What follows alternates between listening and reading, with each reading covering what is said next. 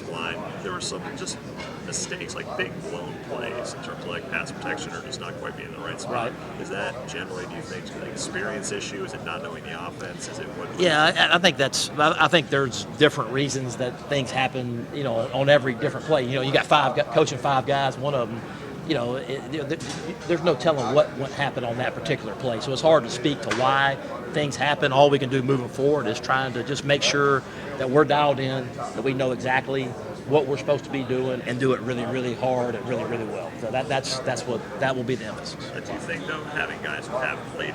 Absolutely. I think experience helps you with just knowing what to do, helps you do the little things better. You can finish better. Your technique can be better if you're not there sitting there thinking about, okay, what do I have to do? And I think experience definitely helps with that. When you went back and evaluated Tristan the last season, what'd you see? I love his length, and he's very driven. He wants to be good. He's a competitor. I wanted to see him get a little bit stronger in his lower body, where he could finish and play, because he had to play a bunch of snaps last year. And I think just working on his body, getting his body right, and he looks great right now. But I've been very impressed with his demeanor in the meetings and how he carries himself, even an individual. Like, he wants to be really, really good. He wants to be coached. And when you talk in a meeting, he's got his notebook out and he's taking notes. He's just like that. I mean, yeah, he's writing notes. He's engaged, and I've been very, very impressed with him on the field, but also off the field.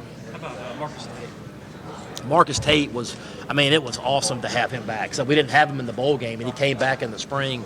And, so just with his size in there at guard and the fact that he's played tackle gives you some flexibility as well. But his size in there at guard has been really, really good for us, especially in the spring. You could really notice a difference with him in there. Is Harris Sewell, what does he still have to learn in terms of the center position? How natural? Yeah, just getting the reps. He's very intelligent. He's capable. He's capable of doing it. But the ability to put your hand on that ball, to snap it, and to block a really good player, to be the quarterback of the O-line and get everybody on the same page. Like, there's a lot to it. I mean, that center position is very, very important. He can do it, but I just think getting the reps and stacking those reps will help him. How close is the competitions on It's close. I think we'll know probably second scrimmage going into fall camp. Second scrimmage, we're going to give everybody opportunities, but I believe that competition will end up making both of those guys better, and they'll push each other to be better. But like I said, Ryan left the spring as the starter, and Harris will push for competition, and Trent Howard will be getting some snaps as well. You can never have enough centers, and how injuries occur, you may have to move some guys around inside. So I think having that flexibility with all those guys that played before helps. Ryan really hasn't played much at all. Right. What did you see of him during the spring? Obviously he's hungry and has kind of waited his turn, and he now knows this is his opportunity. So and I think knowing guys are pushing for playing time, it helps you keep that edge. It's not something that's just handed to you. It's something that you have to earn. And again, I always go back to who you practice against matters. And it's not like you're out there doing it against an average defense. You're doing it against really, really good players. So I think that gives you confidence as well. For you, what's been the biggest challenge getting up to speed and going this season? Because it's a new system for you. Yeah, I think the biggest thing for me, it's always about being able to capture the hearts and minds of your players and knowing your players, because my job is to motivate them and get those guys ready to play. And I have 2 kids at home. They're both totally different, and you can't treat them the same. Like, you have to know the personalities of your players to be able to push them, to get them to go where you want to go. So that's been the biggest challenge for me, is learning each player, and not just knowing their names, but knowing what makes them tick, learning their why, learning their families, where they come from, like what's in here. And when you learn that, to me, you become a better coach. Having been a head coach, are there things that you learned in terms of how you better help an assistant or a coordinator being in this position that you learned? I just think just the overall experience helps. So you were talking about experience with players. It's the same thing with coaches. When you go through certain things, you learn what to do, what not to do. You learn things about how to manage a room, how to manage people, how to help keep things off the head coach's desk, how to help the coordinator. So there's obviously the experience does help in a lot of those areas. But there's only 3 active head coaches who've won a national championship. 2 of them are the last 2 guys you've worked for. Yeah. Do you see a lot of differences or more some similarities maybe that probably don't get seen? Yeah, I would say they both do a good job at being who they are, and I think that's a hard thing to do in this climate where there's so much pressure to do things a certain way. I think both of them stick to who they are, and I think that's a credit to both of those guys.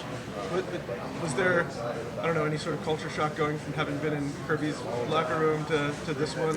No, I think all that kind of gets kind of over, talked about. I think when you come in, everybody's trying to get the same thing accomplished. You're just doing it in your own personality, and I think anytime you're a coach, you always try to take the best of who you're around and bring it with you. And sometimes you learn the best things to do, and sometimes you learn the best things not to do. But that goes all the way back to Coach Cutcliffe or Coach Freeze or Coach Fulmer or Coach whoever you're working with. You always try to take the best things of who you're around. So. Flash forward to week 1, again, having been there and seen those guys and how that program runs, how much of a challenge is that, and do you use that as sort of a motivational tactic? Yeah, I mean, I think it's obviously a huge challenge, and they're really, really, they're a great football team, and I think for us to play them on week 1 will tell us a lot about where we are at that point. I don't think it makes or breaks your season either way, but I think it tells you a lot about where you are, and then I think it also helps you stay motivated throughout the summer and helps you, all those things I think are really, really important. But I think it's good for college football. I think it's great for both fan bases close together, and I think it'll be a great football game week 1 and kind of kick the thing off the right way. So. You're right. You said something just a minute ago about how it doesn't make or break the season. In the past, with 14 playoff versus 12-team playoff, obviously, there would have been a lot more emphasis. So, does the approach change at all with the 12-team playoff coming this year, the expansion? I think no. I think whether it's 4 teams or 12 teams, you still got to go do your job and be a championship caliber football team. And I think it runs through your league. If you win your league, you're in. So I think that's where it starts. You win your league, you're in. And I think that's been the kind of the mantra is you need to win your league wherever you are. SEC, ACC, doesn't matter. You win your league, you're in. And I think that's a big thing. I'm sure you've answered a lot of questions about them, but when you're talking to the few centers that are battling it out, what are the big things that you're talking to them? Like, here's what you need to do if you want to be the starting center. I mean, they already know that. I think when guys are sitting in the room and they're all watching tape, they know who's getting their job done and who's not. That's what I mean. It's all on tape. It's not my decision. It's your decision on how you practice and how you play because it's right there on tape. And that's my job as the O-line coach is to be honest with those guys and to point it out and say, hey, look, this is it. The best guy is going to play. It's not some big secret or, hey, I like this guy better. It means whoever performs the best will play. You mentioned him a couple of times already, but what has David Cutcliffe meant to you in your career and you as a person? I mean, he's the guy that got me into coaching, that taught me into being a coach, yeah, exactly. It's his fault, but he's a tremendous person. He's a tremendous mentor, and somebody I've always looked up to. And he's when you stand in front of your own team. And you hear certain things coming out of your mouth, you're like, okay, that's how I was molded, that's how I was shaped. But he's just a tremendous man, tremendous coach, and I learned a lot from him.